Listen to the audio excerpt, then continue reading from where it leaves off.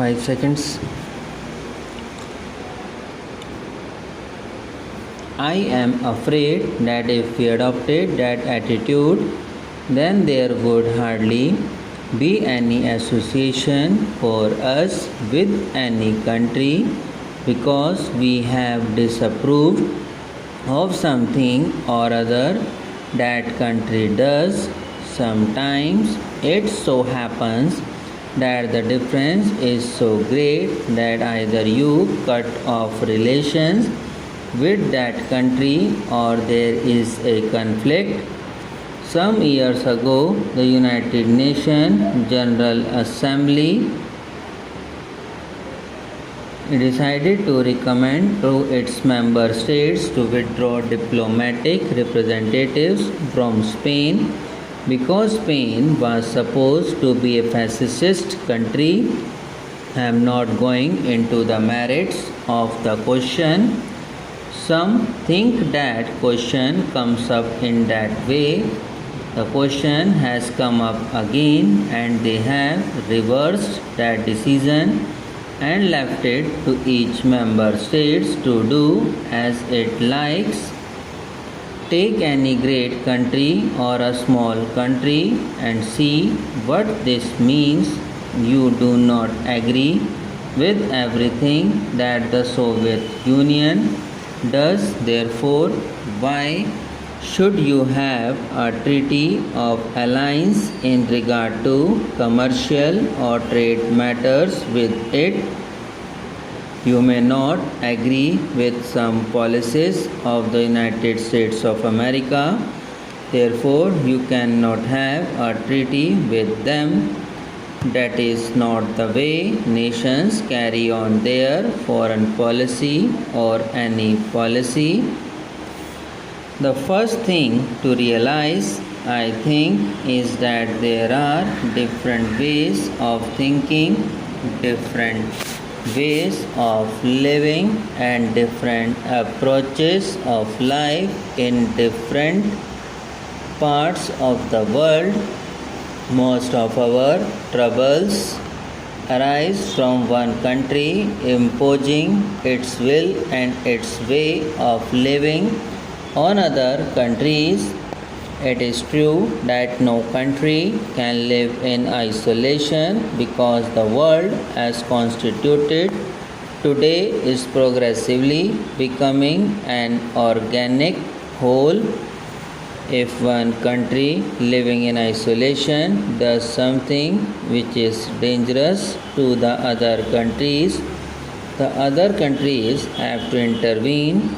To give a rather obvious example, if one country allowed itself to become the breeding ground of all kinds of dangerous diseases, the world would have to come in and clear it up because it could not afford to allow disease to spread all over the world.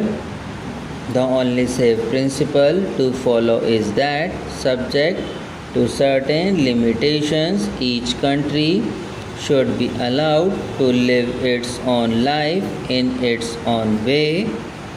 There are at present several ideologies in the world, and major conflicts flow from these ideologies, which we will consider later.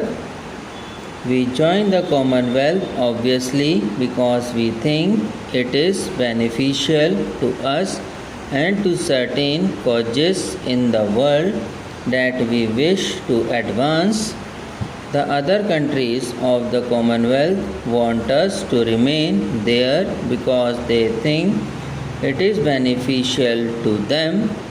It is mutually understood that it is to the advantage of the nations in the Commonwealth and therefore they join. At the same time, it is made perfectly clear that each country is completely free to go its own way. It may be that they may sometimes go so far as to break away from the Commonwealth.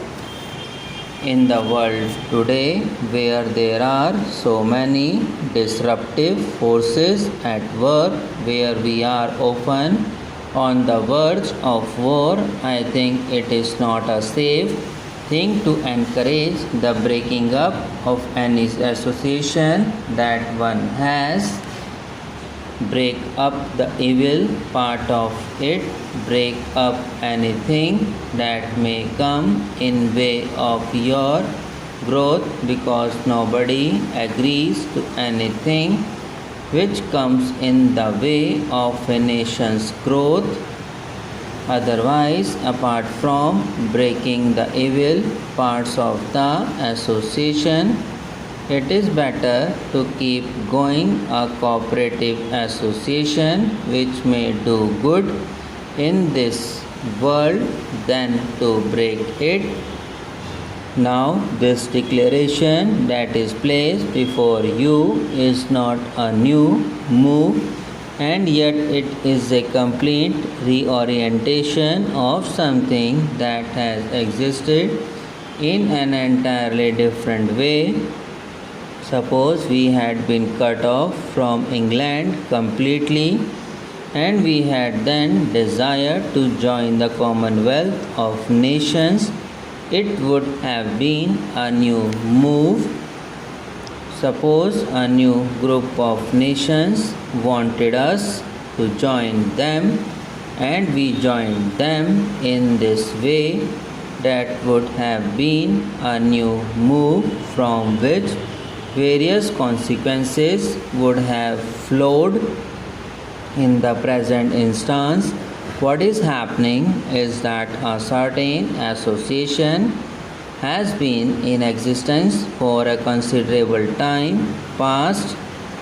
A very great change came in the way of that association about a year and 8 or 9 months ago, from August 15, 1947.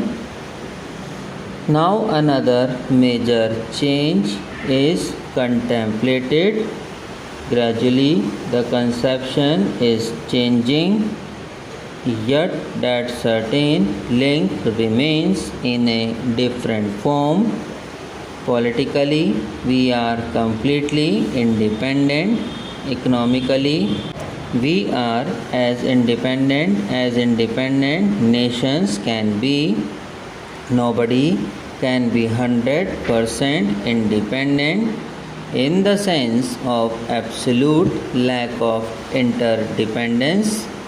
India has to depend on the rest of the world for her trade and for many supplies that she needs today for her food, unfortunately, and so many other things.